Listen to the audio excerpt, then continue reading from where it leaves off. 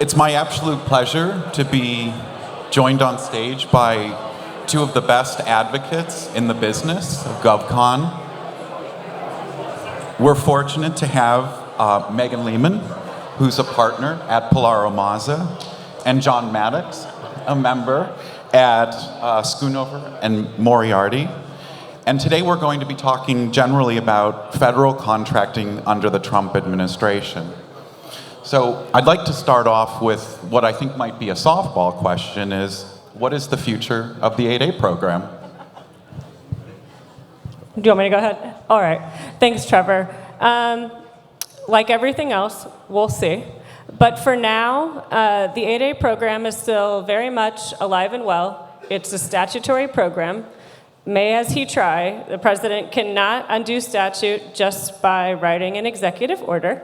So for now, everything is par for the course. Obviously, we've discussed the changes in the goaling that could potentially impact the number of 8A contracts available. But for now, the 8A program is still alive and well. Definitely, this is a great opportunity to network with entity-owned firms, because we do anticipate, being efficient, going sole source. Will probably be where a lot of agencies go. They don't want to go through the competition with the competitive procurement. But for now, I would say the 8A program is alive and well. Yeah, I'd agree with that as well. I think also there was the Ultima decision a few years ago, or maybe just a year ago, I can't remember exactly.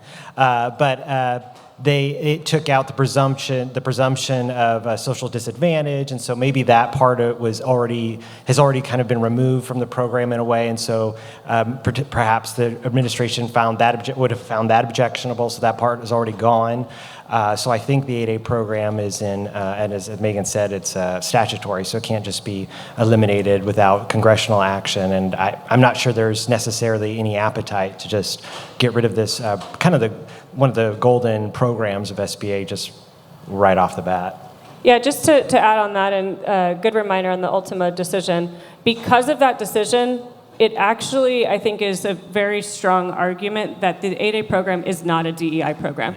It is not, every person is eligible to apply to the program as long as they demonstrate their social and economic disadvantage, whereas before there was this presumption applied. With the removal of that presumption, I would argue it is no longer a DEI program. Right, exactly. And we're also hearing from a lot of the panelists this morning about the executive orders, and the executive orders are numerous and seem to be coming out every day.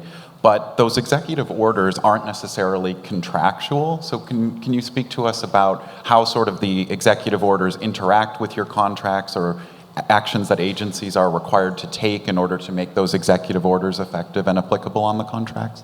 Yeah, it was alluded to earlier, though, but just because an executive order comes out and says something doesn't change your contract. Contract is different even than regulations. Some regulations that exist in the FAR might not be in your contract. So you're bound by your contract. That's what you have with the government. And so until there's a class deviation put out and that's put into your contract or removed through a modification, you're still bound by that provision, regardless of what the current policy is and the current class deviation. If it's not in your contract, you have to abide what's in your contract. So it's important to know your contract well, keep your finger on the pulse of what's going on and what might be coming down the pike through a class deviation or a new rule as the FAR is amended. But for now, you rely on what's in the contract. Yeah, just to reiterate and expanding upon what John and Joe said earlier, read your contract. There's like 100 FAR clauses in your contract. No one reads them. It might be the time to read them and understand what they say. And talk and communicate with your contracting officer. That is the only person that has the authority to modify and change your contract, unless your contract says otherwise, but it hardly doesn't. Check and communicate with the contracting officer. If the Corps or program manager or someone is telling you to do something or not to do something, you need to confirm with the contracting officer, because they're the only person that can actually give you the authority to make changes to the contract and get everything that you possibly can in writing and through a formal contract modification. You also want to check, if you're presented with the contract modification, that you're not waiving your rights to any sort of future equitable adjustment claim and so forth. There is likely to be a small sentence at the bottom of the modification that says contractor hereby waives all future claims and whatever the case may be, along those lines. You do not have to sign that, and you can reserve your rights, but you need to actually know your rights and do the reservation. Otherwise, if you're waiving them, it's going to give us a hell of a time to try to argue that when you come after the fact. Yeah, that's absolutely essential. Don't put a boilerplate language in there every time. The contractor's officers say they have to put it in there. Push back on that very, very deliberately, and explain to them if you need to get counsel involved to email the contracting officer or agency counsel, you can do that as well. But we might also be entering into a period where you are the educator for the contracting officer. So don't be, if they're saying you have to do this and you say, well, it's not in my contract, hasn't been modified, well, the administration has done such and such.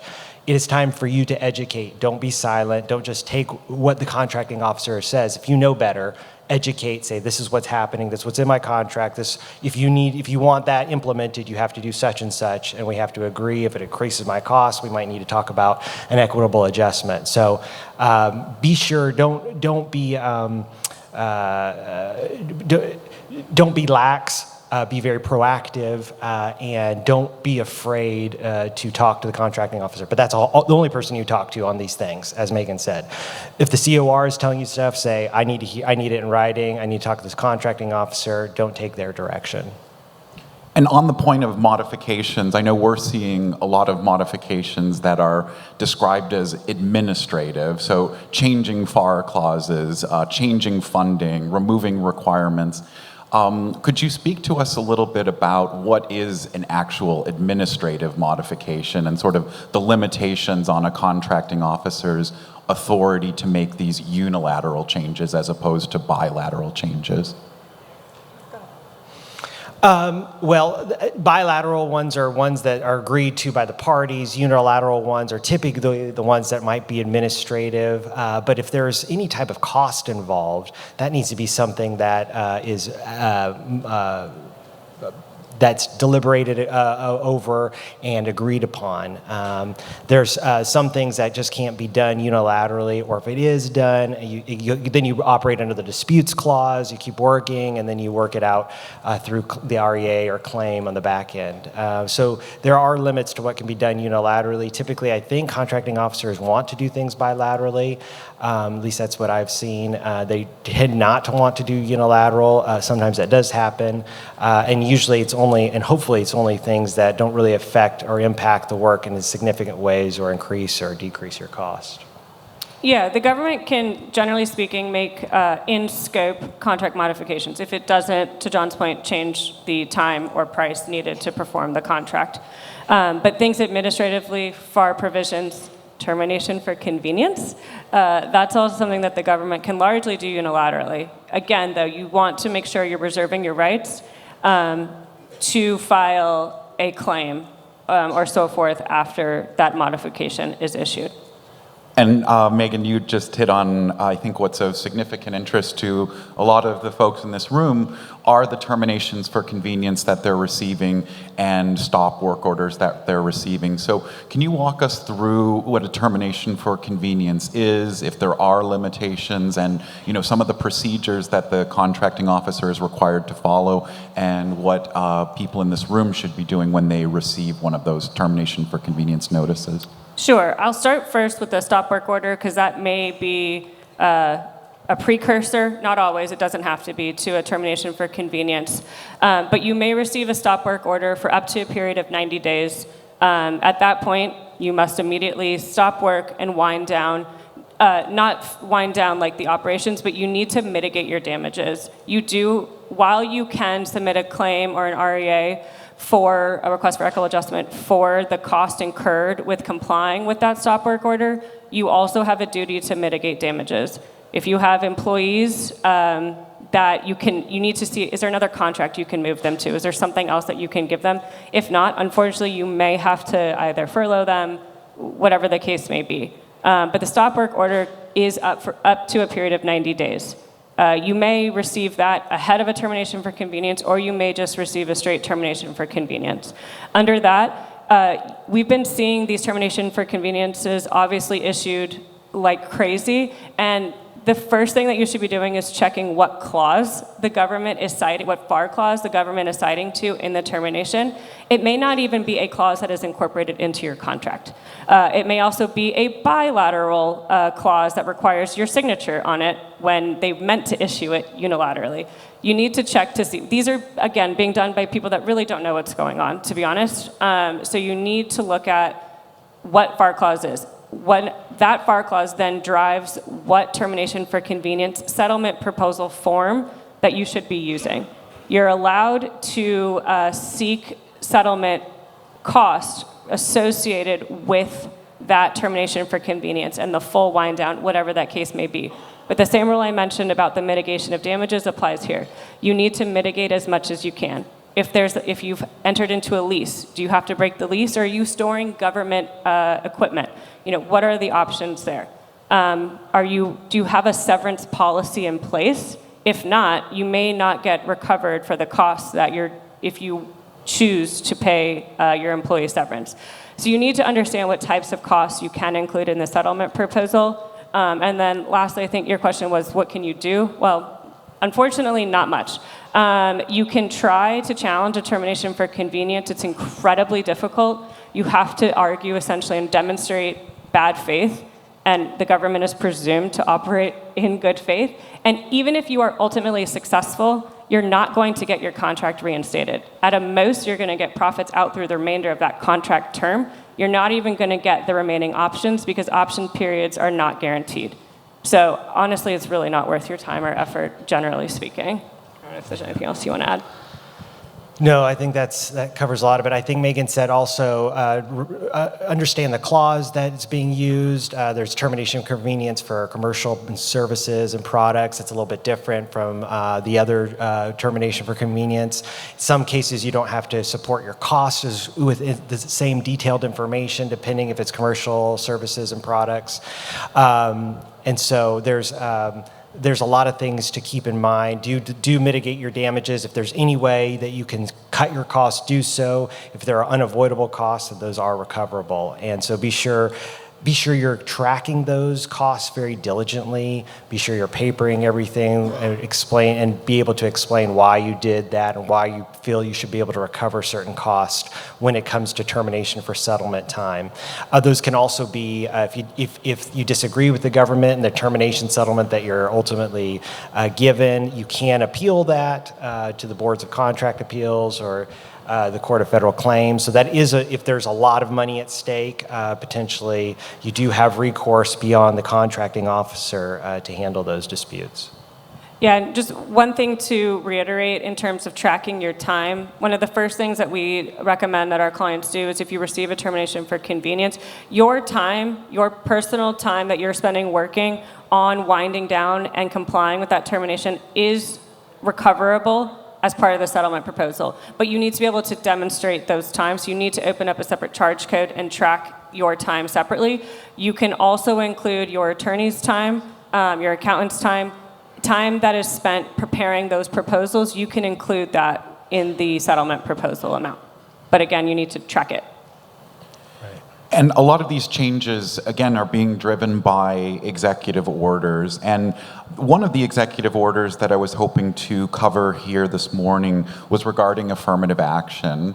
And a lot of our clients have received contract modifications which remove these clauses, but is there any advice that you would give regarding the, I think it's 14173 from the LBJ executive order back in the 1960s regarding compliance with federal non-discrimination clauses? Because contractors are put in a very difficult spot right now to say, we don't practice DEI, we don't have DEI policies, but at the same time we comply with all applicable federal statutes on anti-discrimination. I think one thing to bear in mind is the executive order refers to not not all the protected classes. So, for instance, there are some statutory bases for the Section 503 of the Rehabilitation Act and the Vietnam-era Veterans Readjustment Act. Those obligations that you might have are statutory based, and so the executive order did not affect those that have to do with people with disabilities and veterans. And so those reporting requirements surrounding those remain in place, but the executive order does remove this very long-standing one that was based on the executive order from President Johnson. So I think that's my first thing, is there are things that are still in place, especially with people with disabilities and veterans that still you still have ongoing compliance requirements for. And if we could maybe also go back to the FAR rewrite. So everyone in the room knows that the Federal Acquisition Regulation governs federal procurement on behalf of executive agencies. So in that executive order, what's there? What are the takeaways? What are clients asking you for advice? How can they effectively advocate, or what are the hidden bombs that are in that executive order?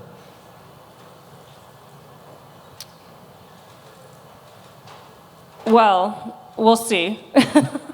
Time will definitely tell. It is interesting, for every one regulation introduced, 10 have to get removed, in theory. We'll see.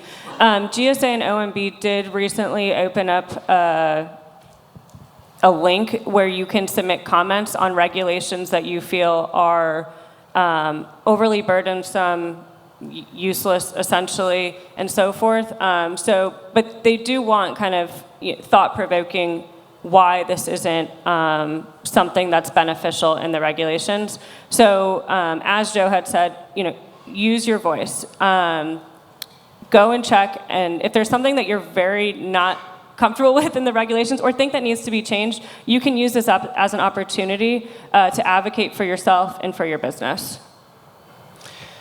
Yeah, and one thing that I would do that you could do today is you could go to I think it's at the ecfr.gov, and you can subscribe for any updates for proposed rules for the FAR. So if they do that, and that's something we were talking about before the program, whether they will actually use notice and comment rulemaking for at least part of the FAR rewrite. Arguably, they should, under the Administrative Procedures Act, they should put that out for notice for an actual proposed rule, what they propose to delete and what they propose adding, if anything. And that should be open for public comment before those comments are then considered and then finalized by the FAR Council. Whether they do, there are some arguments that since they might be removing non-statutory items, that they don't have an obligation to do that. I think there will be lots of lawsuits if this doesn't get put out for notice and comment, and there's just a huge deletion of things without that consideration and that public input. But be sure that you're but on that point, if they do put it out for notice and comment comments, be sure to actually give your comments. We help clients do that, and the agencies actually do look at these things. They're required to, and we've had success in having clients, their viewpoint incorporated into a proposed rule. It wasn't anticipated in the proposed rule, but in the final rule, it came out a way that was beneficial to them. So the more input that we can give now with any person who will listen, who is involved, all the stakeholders, that's important. But also going to this portal that Meghan referred to, but also hopefully if there is notice and comment, going to I forget the name, I think it's regulations.gov. You can just submit your comments right there. It can be anybody. Trade associations, could be the business, could be individuals who can weigh in on what's happening. And so we need to have an overwhelming response, in my opinion, to anything that's put out so that it captures everything that it needs to capture, and there aren't blind spots that are, or things that aren't being considered in the haste, perhaps, to put these new regulations together. Multiple minds can think a lot better than just a handful who might be putting together these regulations very quickly. There's a notice out on the Federal Register right now, a general request for deregulation, which is the comments are required by, I think it's the 12th of May. And the last time that I checked, there had been, and we've submitted, but there's 6 comments that have been submitted. 6. Wow. There should be thousands at this point because, to the panel's point, this is the opportunity to interface with the agencies directly. Because we've heard a lot about, well, there's middlemen, we have, no one's listening or no one's even minding the shops anymore, but people are reading those. And with regard to, the FAR rewrite, we also have the consolidation of contracting at GSA. And I was wondering if you can walk us through what that consolidation looks like, what the executive order demands, and again, advice that we can offer to the participants regarding their current contracts. Again, time will tell. But I would strongly encourage anyone who doesn't already have a GSA schedule to look into doing that. Teaming, joint venturing, all of you can do that under a schedule contract with everything moving to GSA. I mean, it's largely, we're taking these really big GWACs that we have right now that are not on the schedule and just kind of moving them over. So it's kind of where we've been going for a number of years. I mean, with category management and all of those things. It's really just kind of moving where the money's coming from, where it's going. So just keep expanding, diversifying, networking, trying to be as fluid and flexible as possible. We're all working through this together. Yeah, I think, I had a client here the other day who was, anxious about them moving the NASA soup because they love NASA soup. They said it's the best GWAC for what it does, and he was advocating, trying to get contacts at the White House and this type of thing to ensure that NASA soup would stay placed, kind of administered by NASA as well. I think that's appropriate to do now. I mean, if we don't want everything, if we want some of the other soup, the GWACs that are not administered by GSA because we think we're really well done, I think it's time to make your voice heard. I think it's interesting, if we go to move to this consolidation at GSA, there's going to be a lot of FAR 16 and FAR 8.4 type procurements that are coming out, more than like FAR 15. That has implications for protest and all kind of things. And the procedures that the government has to use, they're not nearly as dictated. They're much more streamlined. So also debriefings and that type of thing. If a lot of this stuff is put in those types of vehicles and consolidated there, it's just interesting how what might happen. So again, if you have vehicles that you like that haven't been consolidated and you think there's a reason why, I think we need to let those thoughts be made known.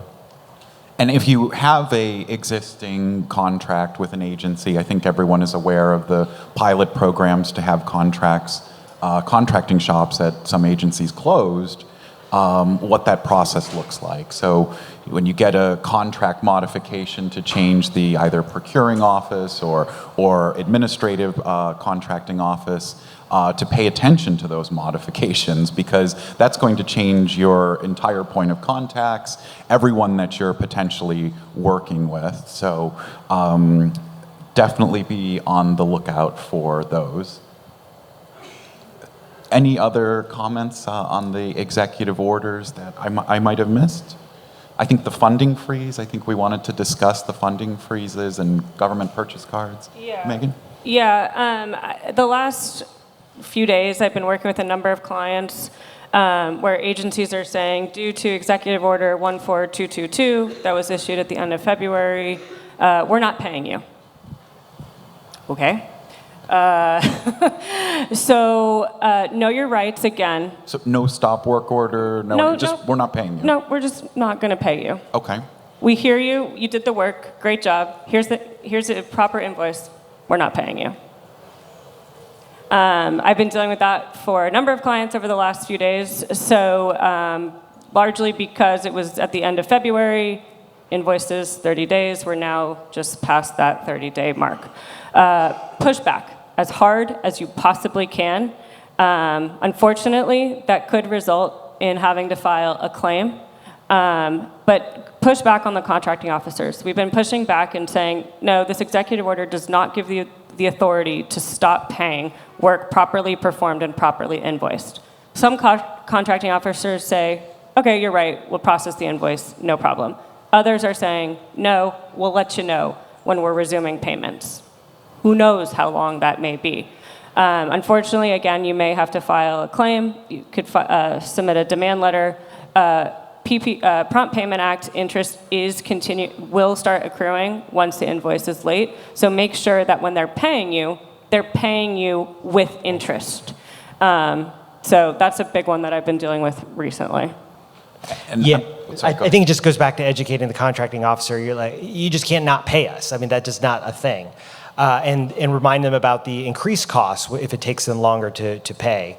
And also, if you ever did have to file a claim or even file an appeal to get this money, there is, for certain smaller businesses that qualify, you can get some of your attorney's fees back. It's called the Equal Access to Justice Act. That's something you might use as some ammunition to say, look, you're just going to increase what you actually owe me down the road by not paying this that is validly billed and owed right now.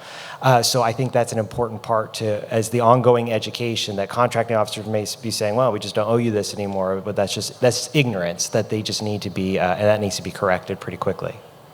And where I think this might hit the rubber might hit the road for folks here is subcontractors, because in connection with these stop work orders, terminations for convenience, a lot of work that is done by primes is subcontracted to either large businesses that want to get paid or small businesses that want to get paid.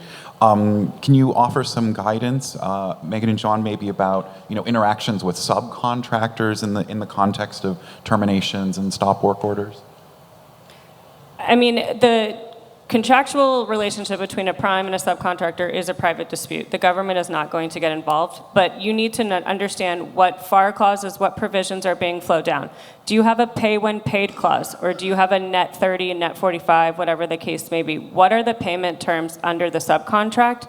That is a private dispute. You're entitled to enforce that particular contract, just as you are with the government, but that is something that you guys are going to kind of need to hash out. The same concept of having open discussions with the contracting officer, have those open discussions with your prime or with your sub to make sure you guys are doing as much as you can to be on the same page. If you do receive a stop work or a termination for convenience, you need to flow that down immediately to your subcontractor and direct them to stop.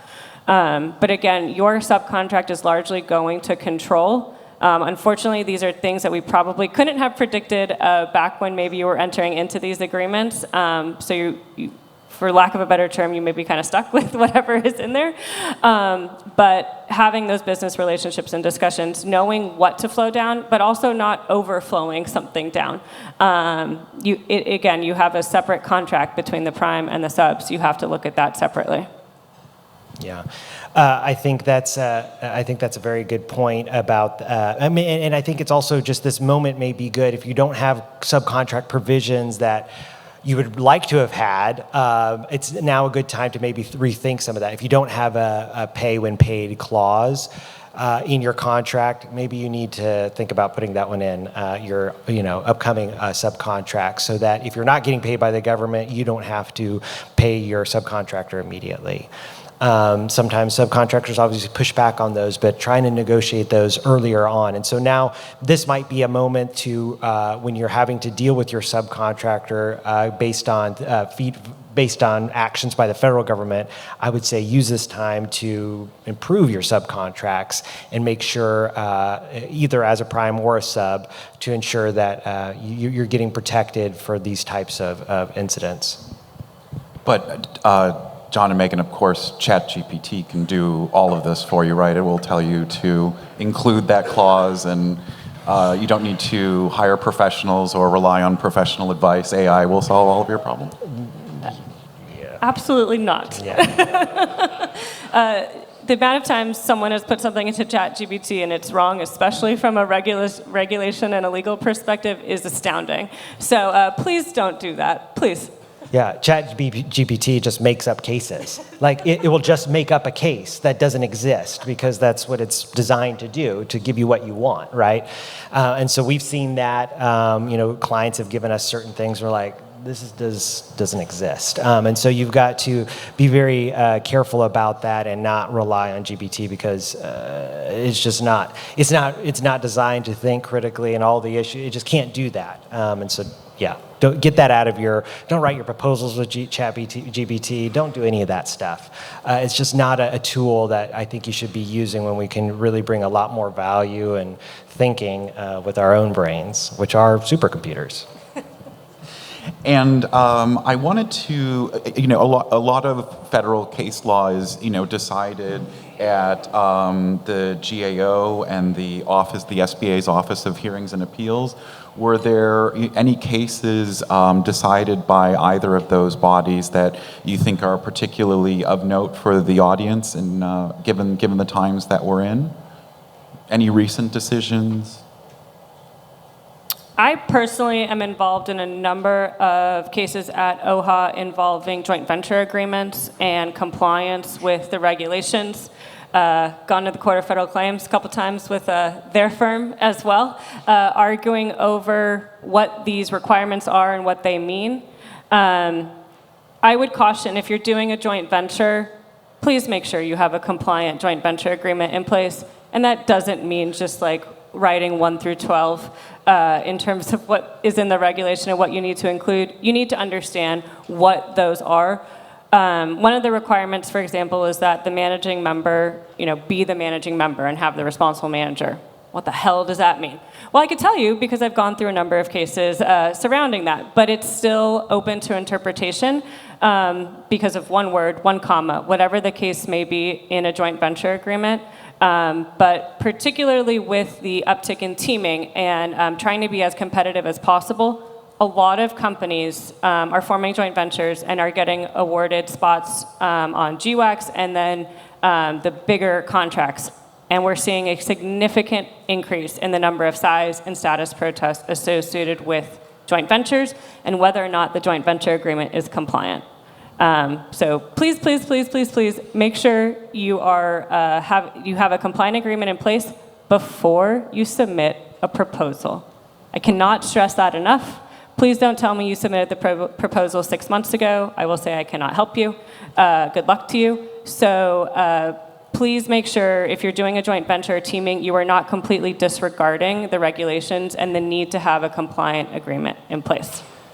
And you need to track that. You need to make sure you have an addendum or an amendment to your joint venture agreement for every procurement that you go after. And it has to be done before your final proposal revision. That's when the SBA determines your size based on a joint venture agreement. And so, but don't wait for final. Do it when you submit your first proposal. Have that all in place. And if you're in a mentor-protege agreement, be sure you have your mentor-protege all finalized and approved by the SBA before you start using the separate joint venture entity to go after bids. That's critically important. Did you have something else? I was just going to add on the bid protest side of things. Read the solicitation, obviously, and understand what it's asking for. And if you don't like it or you don't agree with it or think it is violating a regulation, we can draft a letter. We can file a pre-award bid protest that has to go in before proposals are due. But if you say, well, the solicitation had a requirement for 3 past performance, I only provided 2, what am I supposed to do about that? You need to argue it ahead of time. So also understanding if you're proposing as a team and you have a small business subcontractor on your team, SBA's regulations require the agency to consider the experience and qualifications of your first tier named small business subcontractor. You may see a solicitation that says we're not considering subcontractor past performance or experience, hard stop. That is wrong. You have an ability to file a protest or write a letter. But understanding and knowing your rights, again, going back to that point, before you actually submit a proposal, before proposals are due, can save you a ton of time, money, effort, headaches, all of that. Yeah, this just goes back to, that's a great point. There's so much that you can do to craft proposals before, or solicitations are issued. You can be talking to the contracting folks. That's okay. You're allowed to talk to these people. There's not a closed door. And then when the solicitation does come out, there's lots of opportunity to determine whether is there some anti-competitive component here?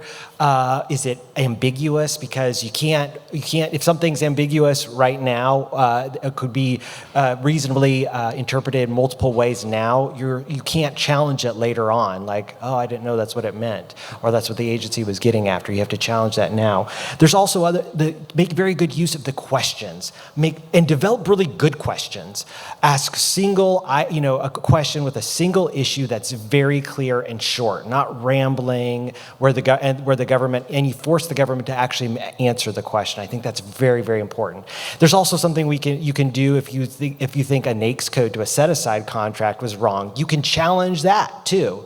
There's lots of things. If it's a NAICS code and the size standard assigned to that NAICS code is smaller than where you're at, lower than where you're at, then you can challenge that to get it a different NAICS code. Now, there's a lot of considerations that go into that, but it is something that you can use to mold the procurement in a way that might be beneficial to your business. So that's there's multiple, like the questions, pre-award bid protests, NAICS code appeals, all of these things we've seen clients use to great effect to open up procurements into ones that they were not initially eligible for. And then also use bid protests on the joint venture side, as Meghan was talking about, to get rid of people or to disqualify people who otherwise would have won, but for not complying with certain joint venture provisions in their agreements. And it's important to know that they're not all the same for every joint venture. For mentor proteges that go after small business subcontracts, you're filing different types of reports than you are if it's just an 8A joint venture. So there's lots of permutations, variations. You got to be very understand what these different the different joint venture regulations. Have somebody who really knows the requirements to look at them. Maybe every time when I look at a joint venture agreement, I actually open up the regulation and just make sure that we are tracking everything up. I look at the regulations constantly, and I would encourage you to do the same. And in fact, it's not a bad idea in your joint venture agreements to put like the CFR, the Title 13 CFR citation to where that provision is, so that SBA, if they ever look at it, OHA, if you're in some sort of protest, size protest or status protest, they can very quickly see that your joint venture complies and that you've tracked every requirement. And on the 8A sole source for joint ventures, the BOS, the SBA's Business Opportunity Specialist, sends a questionnaire, and it asks you to describe what are the resources that you're going to be dedicating, what are what is the joint venture, what is that? So just filling out that form and sending it back to the BOS, you're saying that's not necessarily sufficient to sustain in a protest? It's most definitely not. Okay. So very key point. We've been talking about, in the context of joint ventures, preparing these contract-specific addendums and these certificates of compliance that you send to the contracting officer and to the SBA, and those are required under regulation. But it's critical that when you fill out that questionnaire, that is not a legally binding document. You will see on the bottom of that questionnaire, it says, we are certifying we have entered into a compliant joint venture agreement, and then you're signing it. So different documents, definitely different to prepare. And in some instances, I think, you get a kind of shake from the contracting officer. Well, I don't know, what is the certificate of compliance? I've never seen one. You'd rather be that person than the person who didn't submit that certificate of compliance that's been required by the regulations and potentially lose a $70 million task order, $100 million task order, because the 8A protests are not available for size, but where we are seeing it is in the joint venture context. Yeah. Another thing from OHA recently that we talked about before the program that's just, it's not earth-shattering, but a good reminder. Tribal entities are not affiliated by virtue of common ownership or common management with their parent or sister subsidiaries necessarily. Well, they're not by common management or common ownership, or even having common services, administrative services across the family of companies. But OHA did, in a recent case, say that there can be an ostensible subcontractor affiliation problem if in the context with tribal entities. So be careful. Ostensible subcontractor under SBA's rules, you have to, the subcontractor can't be performing the primary and vital requirements of the procurement. So basically the principal purpose for what this contract is for, they can't be doing all of that. Now there is some ways to have a safe harbor if you're complying with the limitation on subcontracting, but it is important to, in the context of affiliation, to ensure that you're keeping everything straight, that subcontractor, even in the tribal context, isn't doing all of the work or the primary purpose of the work, and that you're ensuring that all of the entities are or at least the prime is complying with the limitation on subcontracting. And that's exactly where your teaming agreement will come into place. There's a status protest, there's a size protest involving the sensible subcontractor rule. The first thing SBA will ask for is a copy of your teaming agreement, so you can demonstrate who's doing it what and at what percentages. That is going to be absolutely critical to defending the size protest. And in taking a step back, I mean, I think there might be a bit of a misconception in sort of the tribal world regarding, affiliation, and to the extent that, tribes, like you said, John, are not, affiliated with their sister companies. But I think this case is a pretty powerful reminder that exception is limited. So can you tell us a little bit more, generally about affiliation and why why that's a big concern, why we're trying to protect against it, and why these regulations matter? Yeah, affiliation is, it's not necessarily the end of the world if you're affiliated with another company, but what the SBA does, if there is an affiliation, and there are multiple grounds for affiliation that are itemized in SBA's regulations. There's common ownership, there's common management, there's identity of interest, where, companies are pursuing certain investments the same. There's also, the newly organized concern rule, where you're just spinning off a company.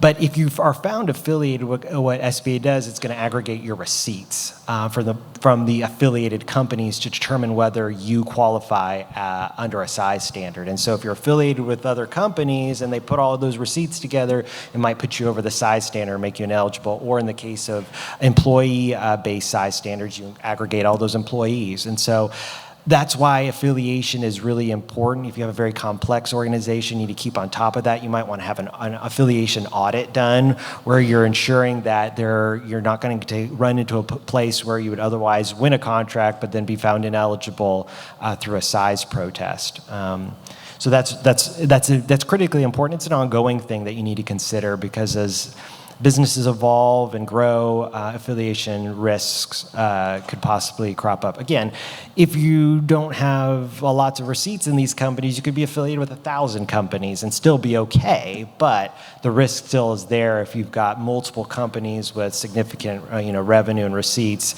that then might get added together to make you ineligible. I think we have... Hello, Anthony with 3-Star. So we have a large footprint in HHS, and some of the agencies we support are being moved into this new AHA. The contracts that are with those agencies, do they move or do those get terminated and reissued? And then the other comment I have is as a small ANC, one of the issues I'm having with approaching teaming partners that have established contracts is they want to retain all the control. They want you to be the shadow partner. They want to be the prime project manager. They don't want you to talk to the core. This is really bizarre stuff that's not acceptable, but that's one of the things that I'm running into is with potential partners. It's okay to say no. The biggest piece of advice, I mean, largely I can give, don't feel pressured into partnering or teaming with anyone that you're not comfortable with. There are requirements in place. As a prime, you do have to control those communications. You are ultimately the one that's on the hook and responsible for the contract getting performed. The government is not going to come after this up. They're going to come after you, and you're liable for them. It's okay to say no if you're not comfortable. You know, that's what these discussions are for, to see if there's a good working relationship there. If you're not comfortable with it, my advice would be don't do it.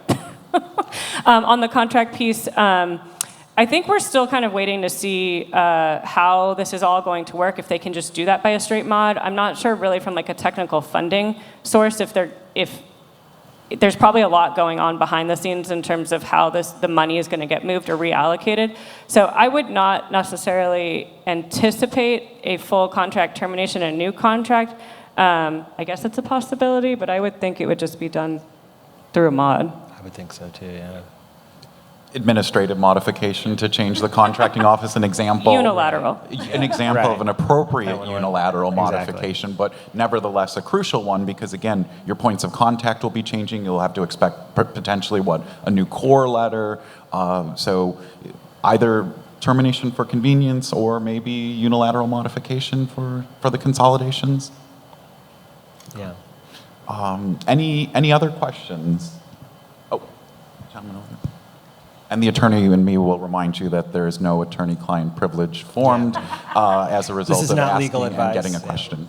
I'm just giving you my opinion. Can you guys clarify the GSA move rule where they're taking all the GWACs and hosting them out of GSA? I'm unsure and unclear. Is that also going to impact all agency procurements? Not at an IDIQ level necessarily, but at a contract level. You know, our business has significant contracts that are let at the agency that have nothing to do with GSA. Are those types of works or actions supposed to go to GSA, or is it just the GWACs that we're talking about here? Do you guys know? As far as I'm aware, there's no limit. It's not just GWACs that are being moved over. It could be the individual contracts as well. Again, time will tell. Right now, I mean, the goal is on some of these pilot programs to remove the smaller agencies, contracting shops, to eliminate them and provide those functions to GSA. But at the same time, GSA is pushing back and saying, you know, these are not common goods or common items, so we have no business procuring them. Right. Yeah, like construction is not something that's typically done, right, on a schedule. I mean, or through, it's done separately. So we'll see. It is going to be very industry by industry and whether or not that makes sense. Yeah. Any other questions? Oh. Check. Hi. Kind of in similar vein, you know, as we're hearing things are moving towards GSA, we're seeing some communication contracts. Either they're put out on the GSA for bid and then they're awarded directly, or we're just seeing some communication contracts being awarded directly from the administration through firms that they already know and have relationships with. So how do we see this being more regulated, or what is your opinion on how things will move forward? Will it still, do we think there'll be more backdoor relationships? I would ask to clarify on directly. I mean, Are you saying, is there like a JNA being issued? Because they would need to issue a JNA if it's not under like an 8A sole source, a justification and approval. There's different options under the FAR where agencies can issue direct awards. Unusual and compelling circumstances is likely the one that they're citing. Only one responsible source, probably not applicable here. But there could be a separate JNA issued for that particular order. And then you would need to look to see, I mean, it gets publicly posted on FPDS or SAM or wherever it is, then you're on the clock to file a bid protest. And if you don't file a bid protest, you've essentially waived your rights. Another question over here?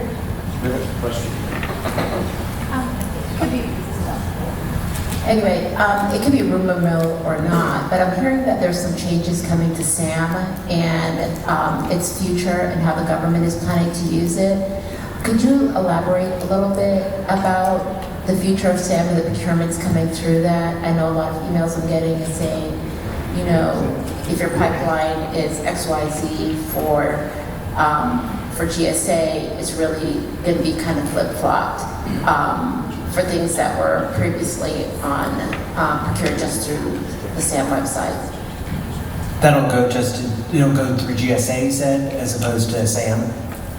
So there's different procurement options. Some things come directly through SAM, .gov. Other things, which is the major place where they're posting stuff and everything. The other option is things being posted for procurement on a GSA schedule. Those are very different things. Yeah. So on SAM, it's a competitive, it's open to everyone to bid, in theory. On GSA, it's because you already have a schedule, so then they can reduce the pool of competitors. That's not my question. My question is, what is going to happen with SAM? I'm hearing from some high government officials that SAM is also changing, and a lot of procurements may not be coming out on SAM. SAM, I've been seeing small business set aside, full and open, etc. I just don't know if you know what the environment is going to be for SAM. So I haven't heard anything along those lines. I'm not sure if anyone else has, but I guess I would say SAM is still going to be there, at least as far as I'm aware, for competitive. But with the shift to GSA, things then may be coming out there on a schedule, on a GWAC that's under GSA. So that could be what they're potentially referring to, but I'm personally not aware of anything else. I know there's been a number of consolidation efforts to increase or centralize reporting through SAM. You're required to be registered in SAM in order to quote. So SAM itself is not going away, but I think generally there is a trend towards schedules, towards GWACs anyways, and the number of procurements that are actually being solicited through SAM has been dwindling and declining for some time. But the system itself won't go away, but it might merely become more of a reporting function for your Service Contract Act reporting, your annual reps and certs. But beyond that, I agree. Any other questions? We have two more. Trevor, would you want right here? My question was, I think I heard earlier, as it related to first-tier past performance, in that particular regulation within the SGA. I often heard that agencies have the discretion whether or not they want to follow those regs or not. If you file a bid protest, GRO will refer to SBA's regulations. It's 13 CFR 125.2G. And again, can you walk us through or reiterate the importance there? Because this rule change on small business past performance, requesting past performance from your prime, is super critical, because in the past a lot of small businesses said, I don't have past performance. Like, how do I get past performance? What is this magical word that you keep talking about? Yeah, so know your rights. As a sub, you are, especially if you're partnering with large business primes, you can incorporate a term into your subcontract to require them to basically give you the equivalent of a CPAR rating. So then you can cite to that in your proposal as you're bidding, even if you've never worked as a prime before. You can also count work that you perform as part of a joint venture. Again, it's work that you perform, not work that your partner performs. So work that you've performed as part of a JV should count as prime past performance. I think that answered your question. Did that answer your questions? Okay, good. Any other questions? We got one more? One more here. Dee Cutler with Barber Group. One thing that I do want to mention, since you brought up GSA and SAM, SAM.gov is managed by GSA. So I would think that if there's any changes to SAM.gov, it's being governed by GSA. Just a thought.